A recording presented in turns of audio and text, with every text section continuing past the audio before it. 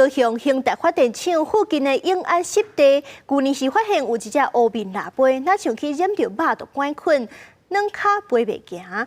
一专家是赶紧甲送去南投的特生中心来急救，经过20多天已经恢复健康，马上号做这兴达1号来野放。 台电人员真细致，豆豆将纸箱挂开，要让这只号名做兴达1号的乌面腊龟出来进行野放。这只乌面腊龟伫去年12月，互人发现软脚固伫水底飞袂起来，送去南投一只生态中心了后，发现是感染着肉毒杆菌。经过20多天的治疗，已经顺利恢复健康。14天回来永安湿地进行野放，发现它也飞不起来，有点在振翅，但是就是一直在水面拍。当然也有经过咨询了。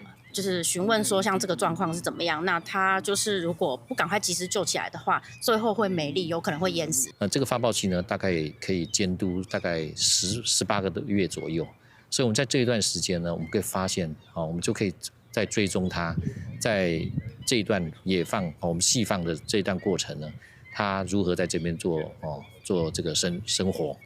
永安湿地就伫台电兴达电厂的边仔，伫去年摕到环境部环境教育设施场所的认证，嘛是国内第一个摕到认证的电厂。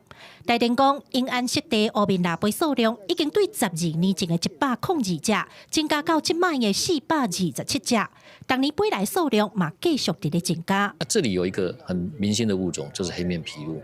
那经过我们的长期经营呢，从过去大概102年左右大概100多只。 一直到现在呢，大概已经每年呢候鸟来这边呢，大概有400多只。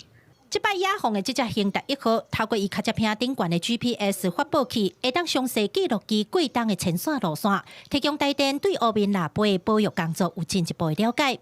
大家嘛期待伊明年会当再回来咱的永安湿地，通欣赏到伊的美丽形影。记者柯家如、邱朝阳高雄采访报道。